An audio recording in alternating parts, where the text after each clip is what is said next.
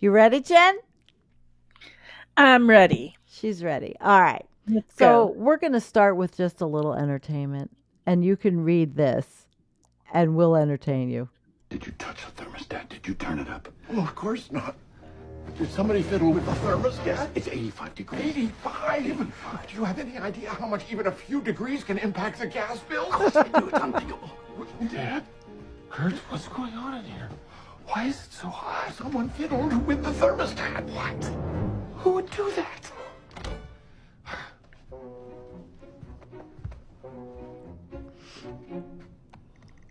What do you think you're doing? It's roasting in here. I like to sleep with my window open. Hey, kid. Are you allowed to touch the thermostat at your mom's house? Duh. Duh. What is going on? Adriana, she turned up the thermostat. Said she fiddles with the thermostat at your place anytime she damn well pleases. Dusty, is that true? Tell me that's not true. Oh, criminy, Dusty. You might as well give her your wallet and your 401k while you're at it. Do you let the kids touch the thermostat at your house? What? No. The thermostat is a sacred covenant. I can't believe we're even talking about this. This is madness. Well, I thought I'd start out with something silly, and we did. But I did pair it with the Peter Carter's catastrophic change looms as Earth nears climate tipping points, report says, and they are talking about thermostats. So, do you want to move on to George? You want to tell everybody about our guy, and I'll read it. How we No, know you George. go ahead. You All go right. ahead and read it. I We've don't know what no, you're I'll talking read about. it. I'll read it. George Sacralitis. Oh, okay. We've interviewed him. Well, it's Mhm. kind of like X Twitter night. Some of our we're going to share some of our friends, and George, his piece was, he said it's a giant overflowing toilet of BS.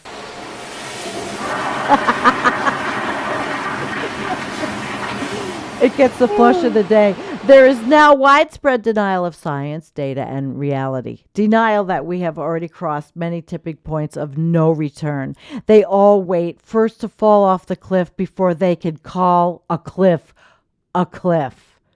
Thank you, George. He's in the UK. He's from Greece, but he's from the UK. And we're going to give you a little activism. Climate activists protested outside COP28 in Dubai on Tuesday. This year's summit has been controversial in part because its president, Sultan Al Jaber, is the head of the UAE National Oil Company. He's also made a point of including oil and gas companies in the talks. It is disappointing that the COP28 is being held in UAE. Zimbabwean activist Lorraine Chiponda said COP28 had been captured by fossil fuel corporations. That's why we're seeing a lot of greenwashing around the phase out and a hesitation to clearly put text that phases out all fossil fuels. So it was a bad decision to host COP here. ExxonMobil CEO Darren Woods is also in Dubai, marking the first time a chief executive of the oil giant has attended COP. His company declined to comment after former US Vice President Al Gore dismissed Woods as someone who prioritizes protecting his profits over the survival of the human civilization. But Woods' presence is a sign of how the fossil fuel industry is trying to cast itself as part of the solution to climate change. Research released on Tuesday, however, showed that global carbon dioxide emissions from burning fossil fuels are set to hit a record high this year. Scientists and activists fear that efforts to combat climate change are not enough to avert its worst impacts. If you look at all the regions where there are fossil fuels in Africa, the host communities are suffering from the impacts of their projects. So I'm here to demand that our leaders put an end to the fossil fuel era and to transition the world towards renewable energy. Countries at COP28 are considering calling for a formal phase-out of fossil fuels, according to a draft negotiating text. That's likely to spark a heated debate. But if adopted, it would be the first global deal to end the oil age. On the COP28 main stage, however, the CEOs of several major energy companies have been arguing in favor of oil and gas. They're backed up by an army of lobbyists. At least 2,400 of them registered for this year's summit. An analysis of UN registration data published by Kick Big Polluters Out has shown. That outnumbers the delegates from the 10 most climate-vulnerable countries combined. I thought that was pretty good, actually. The kids, Yeah. the it activists, was. and of course they would be there, but there were some good points made in that one. So I found a new comic today, and I'm going to put a link about him to his Twitter page and maybe his website. He's pretty good. Green humor. As UAE's national animal, I, the Arabian oryx, am here to remind governments, funders, and stakeholders that you, too, are biodiversity. And they're all sitting around. There he is. We are all biodiversity. And so everything that affects them affects us. And people forget that, right, Jennifer? Yeah. They that's forget. right. They forget. They think, oh, well, we're insulated. And then they forget about animals. But we are an animal. We are going just where they are. A potential climate change breakthrough this morning. At the UN's this is annual for you, summit in Jen. Dubai, the Biden administration announced new rules to limit methane gas emissions in the U.S. And this morning, a coalition of major oil and gas companies has agreed to cut their methane emissions by 80 to 90% by the end of the decade. One expert calls it the biggest thing that will reduce temperatures on the planet in decades. Senior national and environmental correspondent Ben Tracy explains why methane is such a problem and shows us a powerful new tool designed to hold these companies accountable. Inside a hangar in Boulder, Colorado, this appears to be just another fancy private jet. You can always pull these graphs up. But it's I actually can't make filled it with louder. scientists on a mission to help save the planet. They take to the skies to hunt down an invisible gas, seen here with infrared cameras, which is rapidly heating up the atmosphere and fueling some of the worst impacts of climate change. What exactly is methane? Methane is a greenhouse gas. It is the second largest contributor to climate change, and it accounts for more than a quarter of the warming that we're experiencing today. Alyssa Acco is a senior climate scientist at the Environmental Defense Fund. She says methane emissions mainly come from leaks during fossil fuel production, from the digestive tracts of cows when they burp, and from rotting food in landfills. And here's why it matters. Methane is like carbon dioxide on steroids, 84 times more powerful at warming the planet. But unlike CO2, which can stay in the atmosphere for centuries, methane only lasts for about a decade. Reducing methane emissions is the single fastest opportunity we have to slow down the rate of warming. If we're able to cut these methane emissions, what impact would that have on warming? We have the technologies available to cut methane emissions globally in half over the next 10 years. And if we do that, then we can slow down the rate of global warming by 30%. Slowing warming could mean fewer destructive storms, wildfires, and heat waves, and slower melting of the world's ice sheets, which is causing sea levels to rise. We need to know how much methane is being emitted, from where, and by whom. So you actually detect the methane through the bottom of the plane? Yeah, that's correct. And that's where the plane comes in. Up front is actually methane air itself. And if you look up, you can actually see two lenses. The scientists call it methane air. They've been flying it over what's known as the Permian Basin, more than 86,000 square miles in Texas, the largest oil field on the planet. Special sensors on the plane detect methane leaks from oil and gas facilities on the ground. According to the EDF, those industries account for about a quarter of all human-made methane emissions, and knowing where the leaks are can help in identifying the polluters and holding them responsible. A new $90 million satellite called MethaneSat is being built by the Environmental Defense Fund, in part with money from Amazon founder Jeff Bezos' Earth Fund. They plan to launch it next year atop a SpaceX Falcon 9 rocket. Once in orbit, it will find and map methane leaks around the world 24 hours a day. This is the structure. Steve Stegg is CEO of Blue Canyon Technologies, which is building the satellite, including the solar panels that will act as its wings to power its flight. And so what we're seeing here, this is pretty much as big as it is, and then the solar arrays come out from there. That's exactly right. This is the size of it. The solar arrays will extend out about 10 to 12 feet on each side of the satellite. So this will absolutely be a game changer. Reducing planet warming emissions has been Alyssa Akko's life work since a trip to Greenland during college. I watched as ice was melting off of glaciers and just rushing out into the ocean. And she now has another, more personal reason to work even harder, a 4-year-old daughter.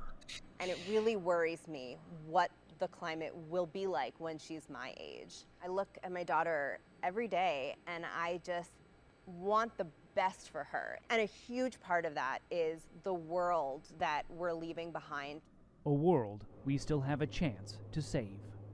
For CBS Saturday Morning, I'm Ben Tracy, Boulder, Colorado.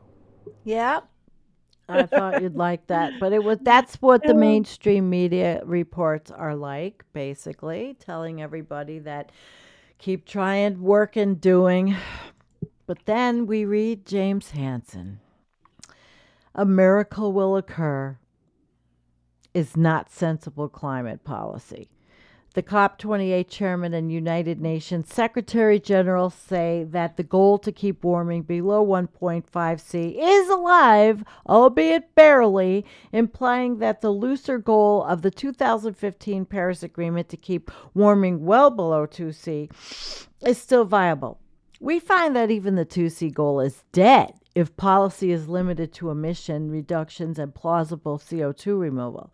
IPCC, the Intergovernmental Panel on Climate Change, which advises the UN, has understated global warming in the pipeline and underestimated fossil fuel emissions in the pipeline via lack of realism in the integrated assessment models that the IPCC uses for the climate projections. Wishful thinking as policy approach must be replaced by transparent climate analysis, knowledge of the forcings that drive climate change, and realistic assessment of the policy options. The next several years provide a narrow window of time to define actions that could still achieve a bright future for today's young people. We owe young people the knowledge and the tools to continually assess the situation and devise and adjust the course of action. You like that, Jen? Yeah, absolutely. He is tough. He's tough, but he has a granddaughter. I know why he's the way he feels. Now this one's loud. Yes. Hi, my name is Rosanna Endre, and I work for Greenpeace in Sweden. And my climate resolution is to continue to fight for the climate in the future. I will continue to be an activist to board oil rigs in the Arctic if needed. And I dare the AP funds in Sweden to do what is right for the climate. They should not continue to invest money into the dirty fossil industry anymore. So I dare you to stop. Yeah, Greenpeace. Awesome. She climbs ships. Yeah, they're pretty. Yeah. Now we don't have time. You know, I've always covered when I've covered COP. I always cover them, and I call them the capitalists. But they have some pretty good material. They do. Now this one, this is a sobering one. Professor Hans Joachim Schellenhuber, Director Emeritus and founder of the Potsdam Institute for Climate Impact Research, and it's emeritus. I always say it wrong, Jennifer. Laughed at me today.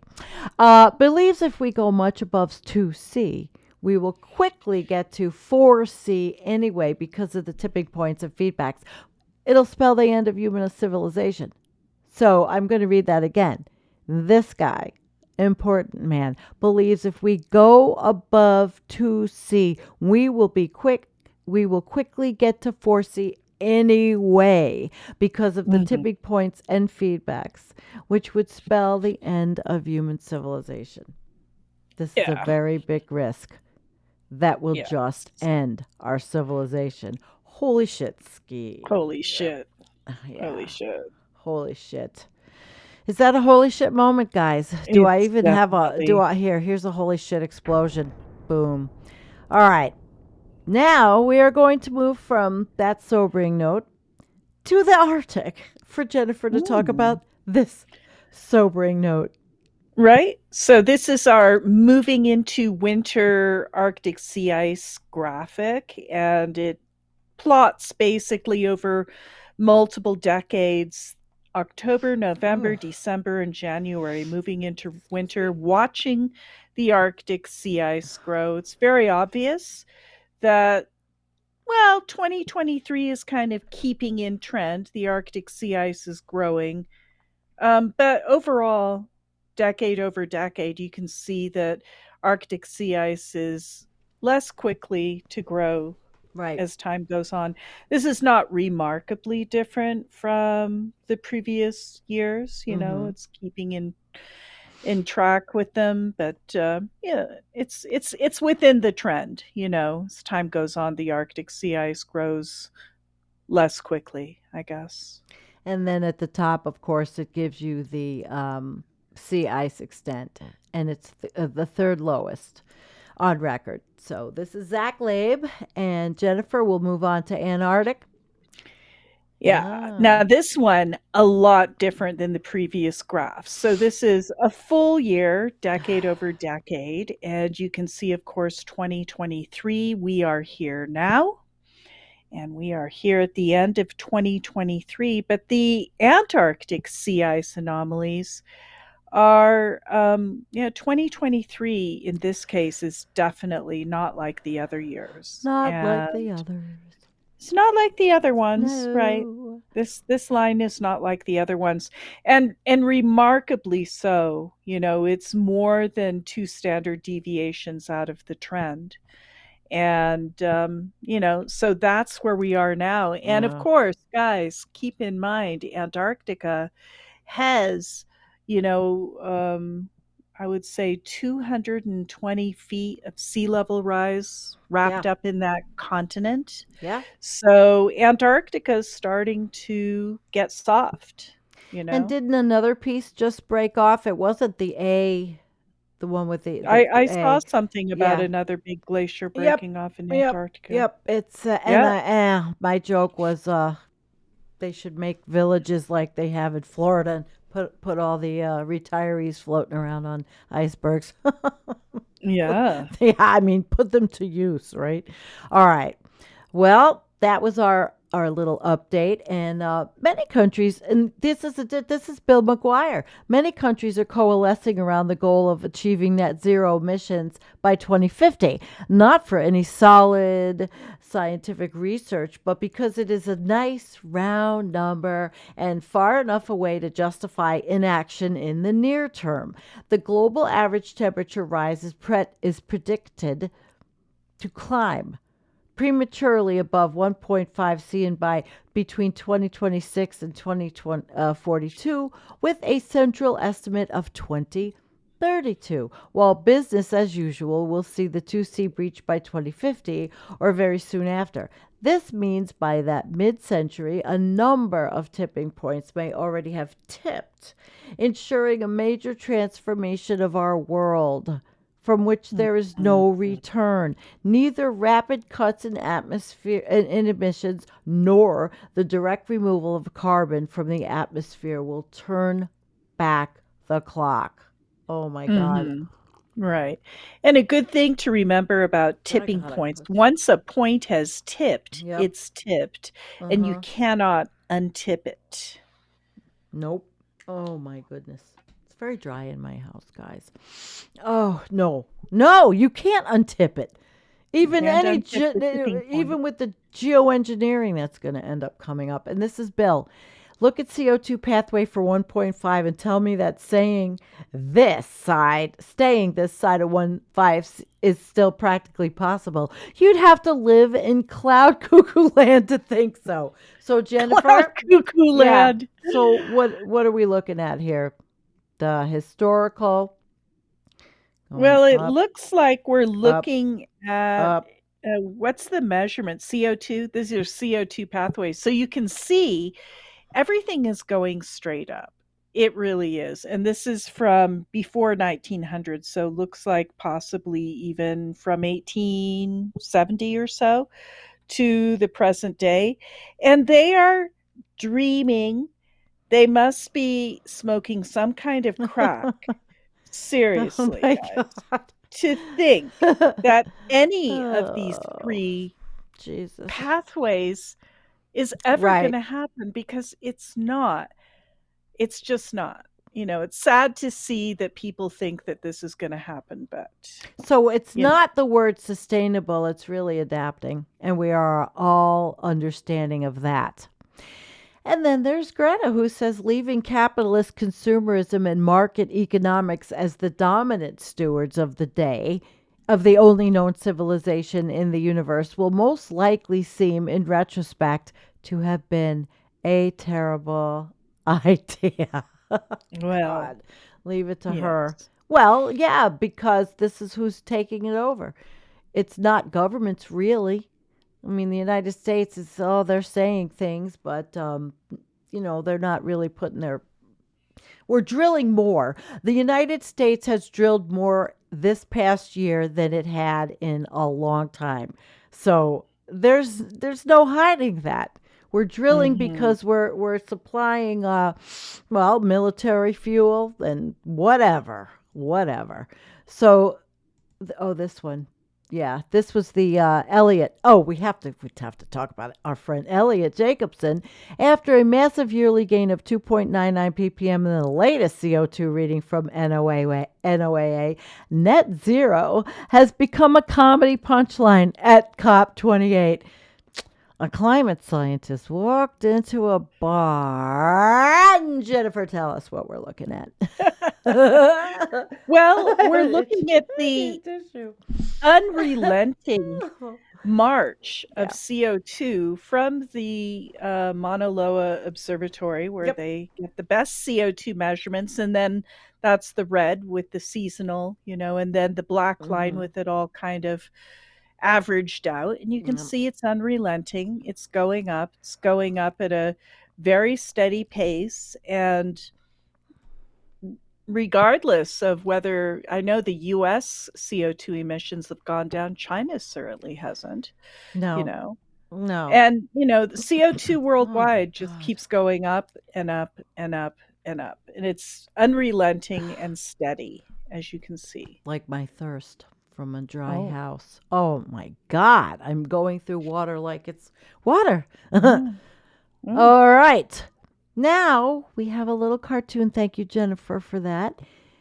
UAE at COP28, historic loss and damage fund. And they are fighting more oil deals, denial of climate science. And we all heard that.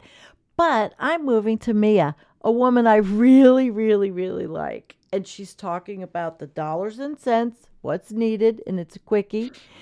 But she says it's the United States pledge. Well, she didn't say that this is true. The United States pledge of $17.5 million, which will have to get approval from Congress, is frankly pathetic and amounts to an insult given the scale of losses and damage being experienced around the world. But the thing is, so the Bezos fund is giving $100 million towards this area for mitigation and for other programs, yet the United States is so busy financing. Well, you know what? I mean, we could go all political about all these militaristic. That's what the jobs bill. If you fund the military, you are funding American jobs. All right, let's hear Mia. I like her. She is the Prime Minister of Barbados, and she's just very bright. People love her in the comment section. We believe, for example, that the Capitalization of the Loss and Damage Fund is critical because it provides essential grant funds post-disaster, and that is absolutely necessary.